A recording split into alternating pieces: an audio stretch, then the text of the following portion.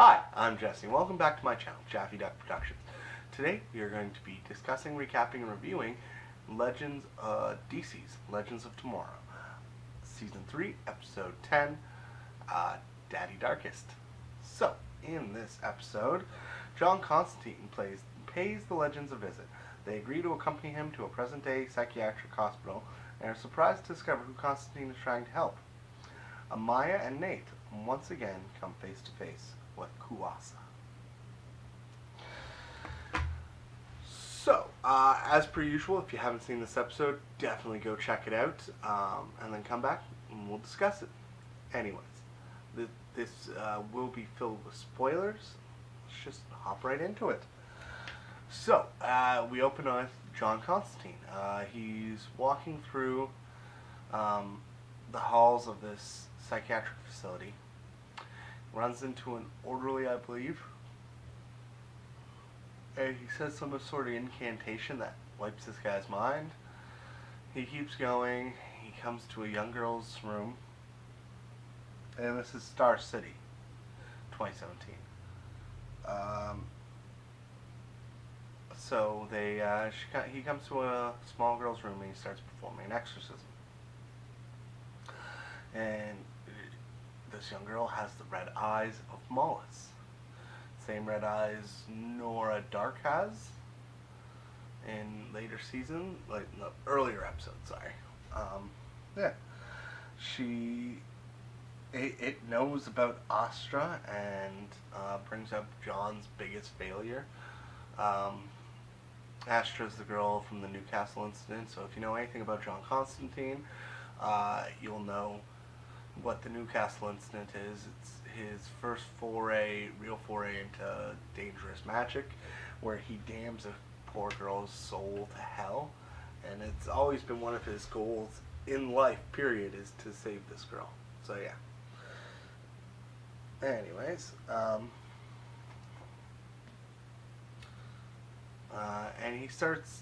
Maul starts talking about Sarah Lance, and of course, Constantine recognizes this name and goes to have a little chat. Wants to go have a little chat with her. Anyways, so he gets interrupted in his exorcism by a doctor and two orderlies. Man, the doctor's an old bat. An old bat. He tricks them with a coin trick, which was really cool. Literally, he's like, I'm just gonna flip this coin, and as they watch it going up, he just disappears. They go down, hits the ground, and they stop being frozen. It's really cool hypnotism trick. I like the way they visualize some of Constantine's more I'm trying to think of a good way to put it. Not so great tricks, or not so not good, like not morally ambiguous tricks. That's what I'm looking for. So yeah, and that was just the cold open. So now we get the opening theme with a Constantine, like a mystical symbol in the background. So they changed it up, but not a whole lot. I really like it. So it's Sarah at the end of at the mid-season mid-season finale. Constantine was talking to Sarah in the cargo bay of the Wave Rider, and so this is Sarah bringing him up to meet the rest of the team. Immediately recognizes Amaya's totem.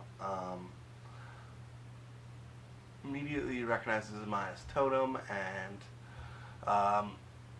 Nate, I believe, is the one that jumps in. It's like, no, this isn't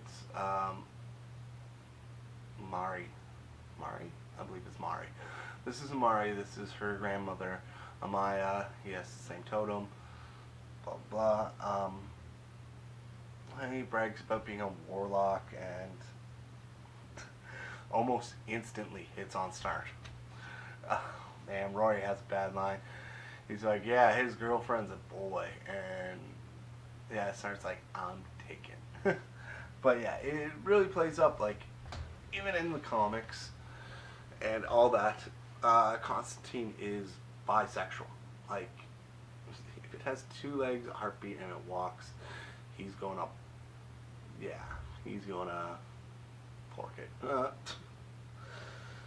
If he finds it attractive, I should say. So yeah. So we cut down to Zari and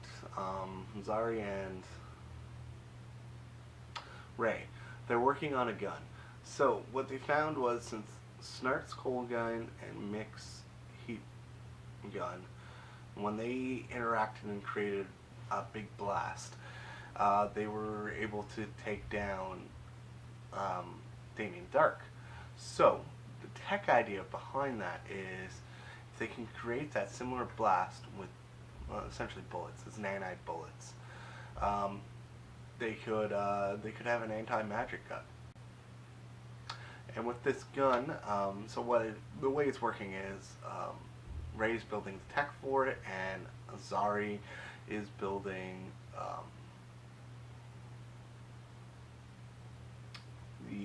the coding, like the programming for the actual nanites themselves, so that they'll do what they want them to do. So we cut to Sarah and John kind of bickering, going back and forth with each other. It's really nice. I love it. Like, their relationship together is great. The back and forth between the two of them, like, they kind of have that we're both right kind of mentality, and yeah, I really appreciate it. It really works for me. Another thing I forgot to mention, Mick confused Constantine with Rip. Skinny dude in a trench coat. They all look the same. which is funny. And yeah, so Sarah's left alone on the deck, and she gets a call from Agent Sharp. They kind of sort of flirt. She really call anything. She's like, all right, I'm still trying to get into Rip. I'm getting stonewalled. All back and forth like this. So, Citizen Cold Snart kind of overhears, and he's like, you're both fierce ladies, you're both beautiful. Sarah gives him a look. Hey, I'm gay, not blind. And just, I think Wentworth Miller is having so much fun in this role. Like, he seems more relaxed, because it is a slightly different character. This isn't Captain Cold. This is Citizen Cold. And I think he also, part of it is, he knows that his time's up on the show, and he's hamming it up, having fun. And I love it. I'm going to miss him desperately. God, I've missed him on this show. Alright, so we cut down. We have Snart, Sarah, and Constantine all going to perform an exorcism on this girl. Now that Constantine knows the name of the demon, Mollis. Yeah. So, the name of the asylum is Sumner Asylum. I've never actually looked it up, and I don't know if it's actually anything important. So, yeah, it held on the name a little while, so I was wondering if anybody recognized it. Let me know down in the comments down below. And yeah, let's try to figure this out. Anywho, I forgot a couple other people. Nate and Amaya went down with them. Kawasa appeared. Amaya stayed to take her on. So they find out now that this young girl, Emily, that they've been trying to save, is actually Nora Dark.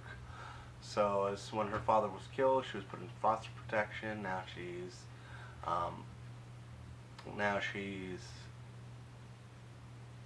in this mental asylum, obviously.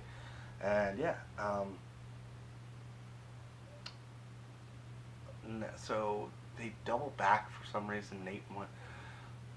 They get set up for the exorcism. Nate doubled back to get to Amaya, and while Leo went to get adrenaline to wake up Nora, and he sent Nate with his cold gun because water person, cold gun, freezing. Should have went the opposite way, but otherwise. So Constantine draws on the ground the Triangle of Solomon. So they're going into radio silence. They talk to Nora like, "Do you remember anything?" She's like, "He mentioned the 6." Constantine like, "Oh, that's the number of the number of the beast." All right, let's keep this going. He gets Mollis out. Mollis walks right through his trap, writes this symbol on the floor, and smacks his hand down. I thought maybe a transportation incarnation, but it kind of is. It's a time travel.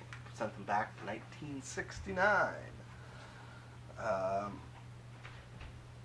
So yeah, they're back in 1969. The rest of the team's there. They don't know what happened to them or where they are or anything. And yeah. So yeah, half our team's in 1969. The other half is up on the Wave Rider 2017. They don't know where the other team is. And they're all in Sarah's little office freaking out. The captain's office freaking out. Mick is trying to watch a game. He has not watched a live game in 3 years. He's not moving. Get the fuck out, in other words. So, Mick orders Haircut and Zari down to go look for the girl, get her out, talk to the girl herself, and then he sends Amaya down to talk to Kawasa, and Nate down to the library to figure out what's happening. So, yeah, Mick's a pretty damn good leader when he's pissed off and distracted. And then we get to, so Ray and Zari down there, they get down, they find the room, they see obviously the Triangle of Solomon, and they also see the other symbol. It beams up to, this is funny. So Ray's trying to describe it to Nate, who is trying to draw it, and Zari goes, takes a picture of it, he's like, "Welcome back to the future, boys," and sends the picture to Gideon. Gideon receives it, is able to analyze it, and finds out that it's a temporal manipulation symbol.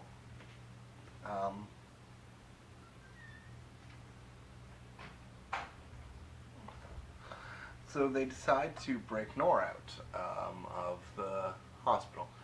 This is Zari's idea, obviously not Ray's, because Ray's a goody two-shoes. And let's not bring her to the ship, because let's face it, having a Mollis-controlled Nora on the ship is probably not a great idea.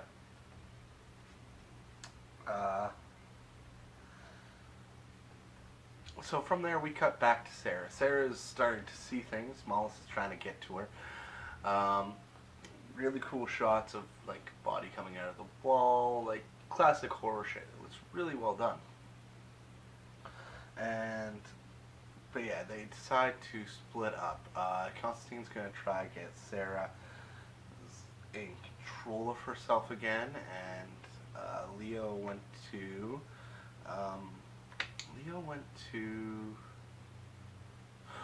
leave a note for the legends on the back of the painting that was still there. Just a note saying, "Hey guys, we're in 1969, come quick."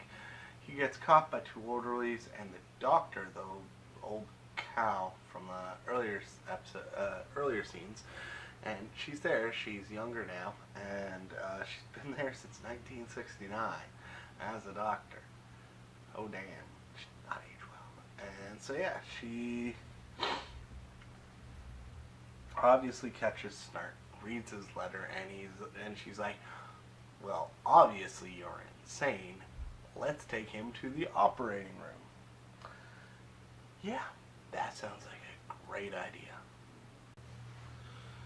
So, we cut back to Sarah and John. Sarah needs to fight Mollis. Mollis is trying to take over. He is showing her flashes of like her past, like Arrow season 1, season 2 Sarah, and she's getting weak. He re-shows her death, like it almost like she's relives it. Constantine casts an incantation, brings her mentally to the forefront, and she's able to fight him off.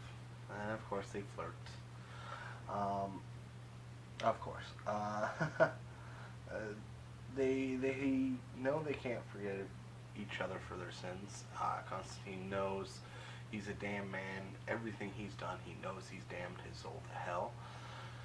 And Sarah can't forgive herself, but she can work good until then. And he tells her about the Newcastle incident, which is that is John Constantine trusting. That's not just John Constantine trying to get in your pants. That's John Constantine trusting her. And I really appreciate that. It gives her a card with two birds, kind of to help her center herself. Obviously, it's a black canary, white canary. So we get that done, and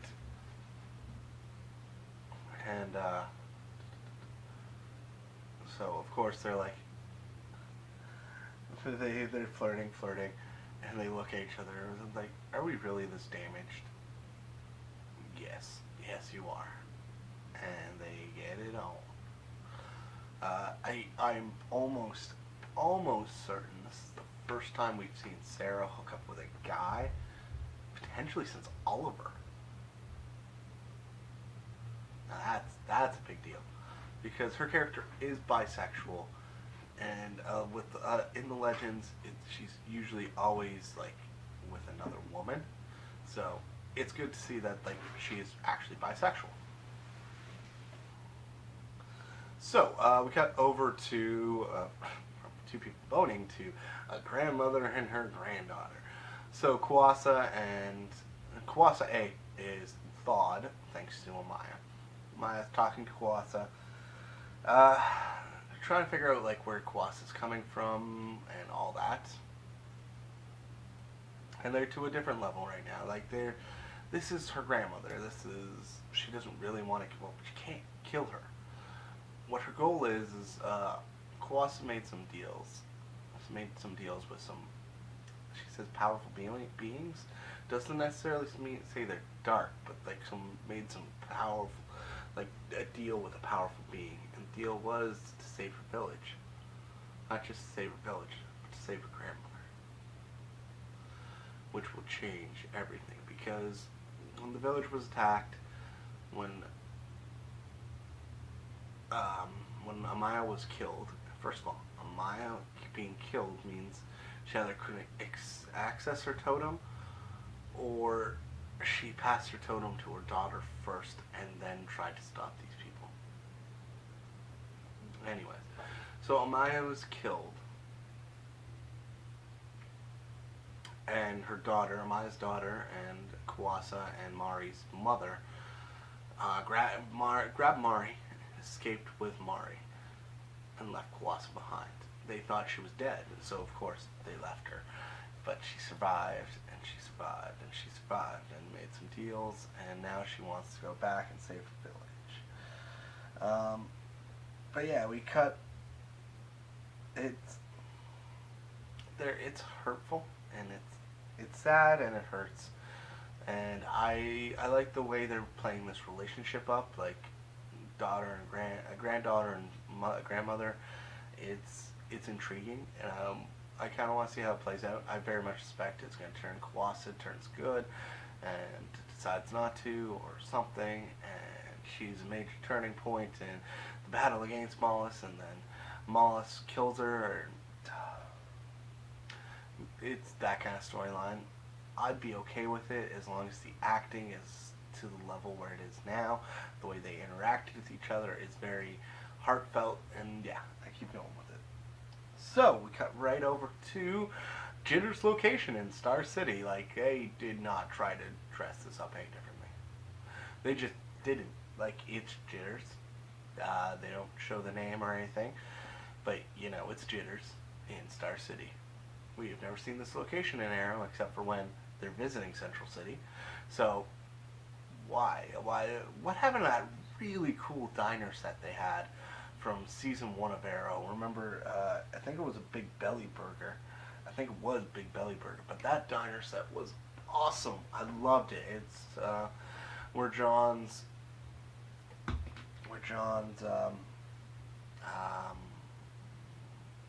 brother's wife was.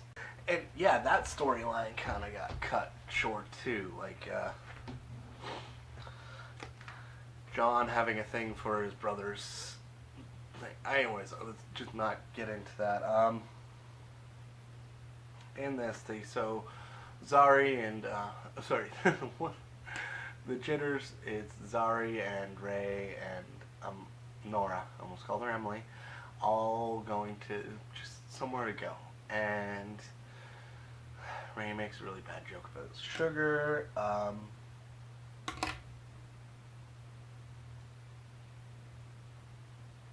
And yeah, they all go sit down with the demon. Anyways, so she's eating hot chocolate and whipped cream, and lots of whipped cream. She is quite young still. After Ray's joke about the sugar, Zari's like, I'm getting a donut. Like, just test me, bitch. Test me. So, we cut back to 1969. John Constantine and Sarah Lance all pop in and to save Leo from getting the fucking doctor was gonna lobotomize him. I'm like, damn! I know it's 1969, but damn! Holy damn! That's, yeah. So, nice discussion happens. Sarah wants them to summon Mollis to her. She can fight it. Hell, you said I could handle it, John. John's like, I was trying to seduce you. Sarah's like, oh please, I was trying to seduce you. Leo goes, I hope you weren't doing this. I hope you weren't seducing anybody while I was about to be lobotomized. And I'm like, yes,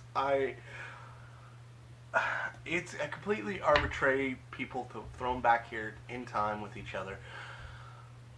But oh my god, I think they just did it like because they got these people on set and they just like bounced off each other because just the timing is great.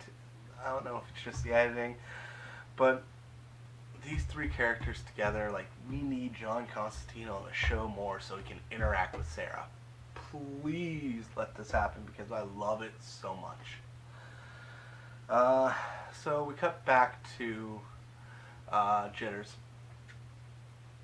And Ray and Zari and Nora are all playing a game, like the Heads Up, 7-Up? No.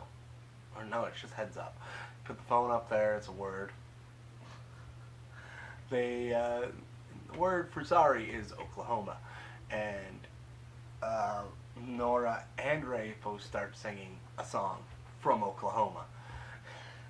She's like, no, not dealing with this. Takes down. You know this is a state, right? So, while they're all playing and laughing,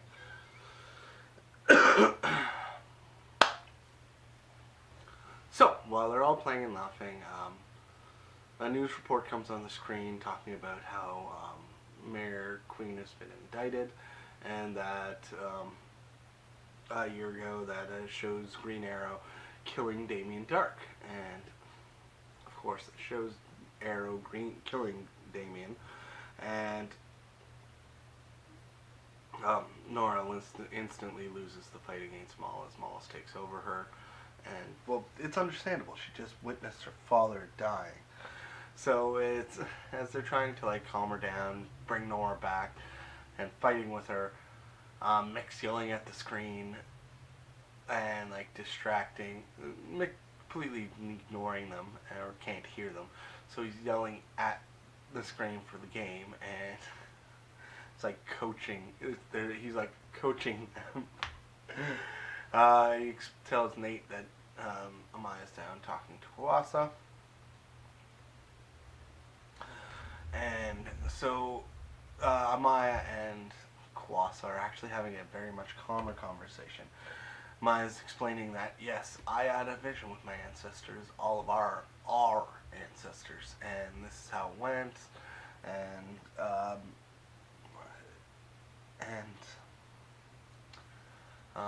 they were telling her to protect the new totem bearer. Amaya originally thought it might be Zari, but now that she found out that's about her granddaughter, she thinks it might have been her, which make a little more sense. Or she meant her other granddaughter. Anyways, but yeah, of course she wants to help her, and Nate, she goes in to talk with her directly, like just her and her one-on-one, where she knows Kawasa could try to kill her. When she's trying to do this, Nate steps in. Kawasa immediately knocks out Nate. Nate, you're a fucking idiot.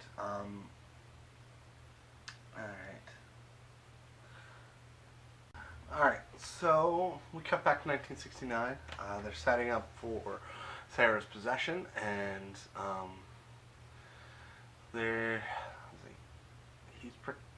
Constantine's protecting himself with the ash of a fallen phoenix, and she had to take a shot of something.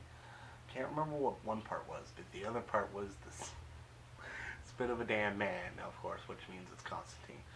She takes it, Moss possesses her, she goes off to Moss's plane, she starts drawing the symbol in his sand, which appears to them in front of her on the floor. As she's doing it, she pauses because she hears Nora crying, so them both being possessed at the same time. They witness each other, and so they know that they witness each other, so then they know that they can communicate, and that their souls are essentially on Mollus's plane of existence. So yeah, Sarah teaches Nora how to fight with herself, like not fight with herself, but to fight back against Mollus.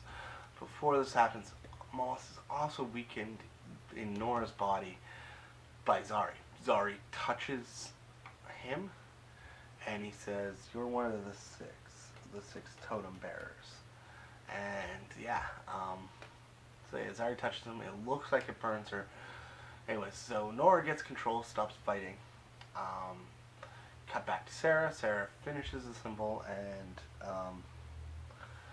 touches it. I think Constantine says grab an arm, so Constantine and Leo just run, grab her by an arm, and yeah, they get out. They're back to the regular time. So we cut over to Nate, Kawasa, and Amaya.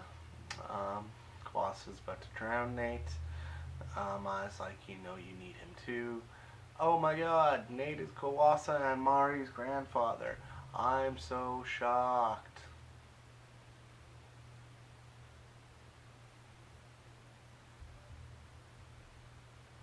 So we cut over to Nora, Zari, and Ray.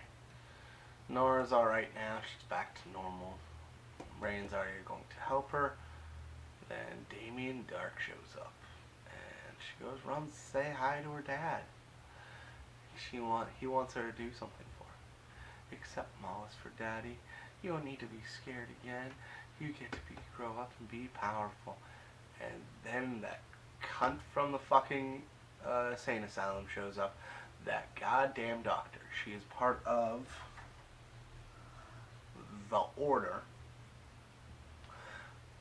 We're developing a mystery here, people, and I kind of like where it's going. So, she's part of the Order, and they'll raise her and teach her how to accept Mollis. So, we get to see future Nora again. Future Nora, I just got reminded that she's Brendan Routh's wife, and damn, dude, you got lucky. Now, as Dark leaves, he of course drops an awesome quip. I've stopped writing them down because every time Neil McDonough opens his mouth, I usually get a laugh out of it. So, quipped, done. Move on to the next scene. It's everybody on the Wave Rider conversing.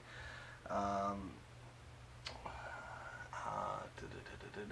believe Ray makes a comment, well, I guess I'm not going to need my anti-magic needle nanite gun. The look John gives him is strange. And we figure out, actually, we didn't have to wait that long to figure out why it was strange. Oh.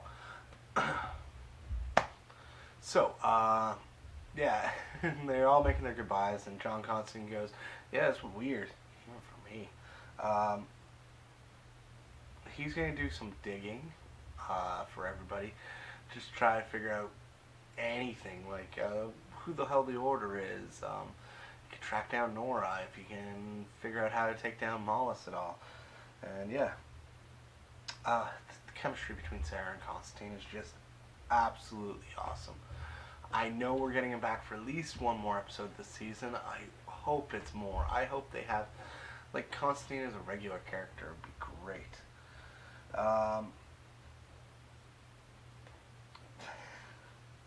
And just Constantine was like kind of like, I don't know, kind of dismissive of, like, he thought Sarah was like so into him now or something like that. You know, that push away kind of deal. Anyway, Sarah's like, alright, Macaulay from Moss. By the way, the shag was great too. He just smiles and walks away. He has Ray show him to the cargo door. He's like, oh, he's like, obviously, Ray, I don't need you to show me where this door was. I want you to keep that gun close in case Sarah can't. If Sarah loses control, you need to have that gun ready to at least knock her on her ass, get her trapped up so I can come or something. Like, you need to take her down from me. And Ray takes that. Now, thorough line that I haven't written down every time he did it, but thorough line for this entire show episode was John Constantine trying to have a fucking cigarette. Constantine is, it's great because Constantine from Constantine from the books is a huge smoker. He's died of lung cancer at one point. Like, this is bad. Anyways, so on his network television show, he was never ever allowed to smoke. Every time he actually put a cigarette up, you see a cigarette ember drop out of his car before he goes to start into the asylum. How do I set up this? So he goes to light it a couple times. No lighters. His matches stop, keep not working. They stop him from walking down to the nurse station, just randomly getting a light. And finally, this is the last part. He lights a cigarette. Gideon quips him about not smoking, and he's like, "Don't worry, Gideon, I'm leaving now." But he gets his cigarette. And not only does he get a cigarette, but he lights it on camera and takes an inhale. Like, this is something they couldn't have done in the original Constantine show. And it's, I don't want to celebrate somebody for smoking, but, like, to keep that truth to that character, it hit, and it's like, alright, I thought they were going to just keep playing it as a gag. And hey, if they return that gag, like, for some reason, whenever he's with the Legends, he can't get his cigarette lit, I'd actually laugh my ass off at that. That would be so much fun. Oh, that could potentially be a great running gag. But yeah, sorry, got excited there.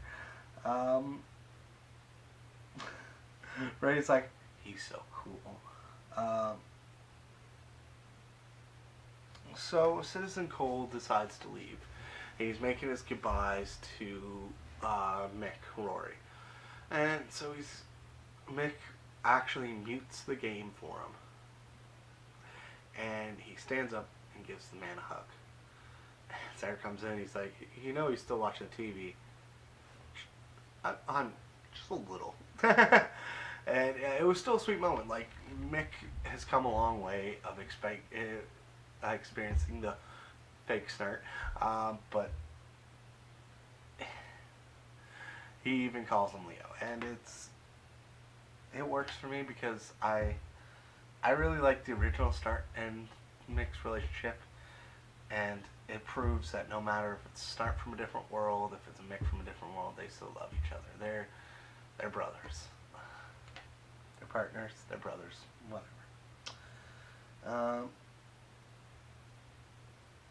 He says, and Cold is going home to propose to the Ray.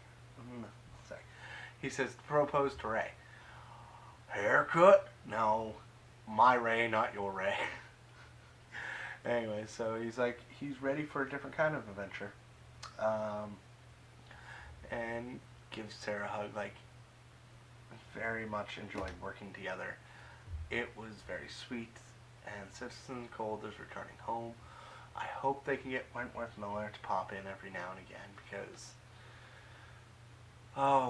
we need more Snart in our lives. We just do. Oh yeah, somebody mentioned I would dig the Ray and Citizen Cold wedding episode, and hell yes, just hell yes, please do this for me. That would be hilarious. I love it. So, final scene of the episode. After hearing why Citizen Cold is leaving, Sarah has decided to go and contact Agent Sharp. Wow, I completely forgot her name there. So, she calls up Agent Sharp, and she's like being kind of flirty with her, and it's like, oh, why don't you come discuss it with me on the Wave Rider, like in person? Alright, wow, like, you're really going for it. I appreciate it. It's sweet. But Sharp is distracted because she finally got through all the red tape just to find out Rip has escaped. So yeah, Rip is out. I'm like, that's great. So hopefully an episode or two of tracking him down. Find out he's like infiltrated the Order or something. But what I'm really hoping for is if Rip's escaped and he went to hide somewhere, he's going to hide in the Old West. That means another Jonah Hex episode. Hopefully. Yes, bring back Jonah Hex. I love that episode. Yes. Anywho. I love this. I absolutely loved this episode of Legends of Tomorrow. I want John Constantine back. His CW Seed show is starting sometime. It might have already started. But yeah, if you haven't seen that, the thing of first season of Constantine, definitely go check it out. It is on CW, the CW website, and it's an excellent. All right, so it's not excellent because it definitely did get canceled. It's not the perfect show, but it is. It slowly takes the time, and it finally starts getting its pacing. It finally starts getting its footing. But the one constant thing about it is Matt Ryan's portrayal of Constantine. It is the best. It's amazing. I can't wait for more. Anyways, so for a rating of this episode, I would definitely give it. I'm trying to think. Alright. Out of 5 vials of Phoenix dust. Let's go with Phoenix dust. Phoenix ash, sorry. Out of 5 vials of Phoenix ash, screw it. This episode is a 5 out of 5 for me. I loved every little bit of it. There was a couple stupid moments, but like, it really, really worked for me. They highlighted characters that I wanted highlighted. They stuck them together and stuff that made sense. And yeah, I can't wait for next episode. And yeah, sometime, I believe this season, Kid Flash is coming to, I believe they officially announced Kid Flash is coming to Legends of Tomorrow. And if that is so, oh yes, please. Yes, yes, a million times yes. Alright. That is the end of this review, discussion, recap, and review. Thanks a lot. Again, as always, I'm Jesse. This is JaffyDuck Productions. I love you guys. See ya.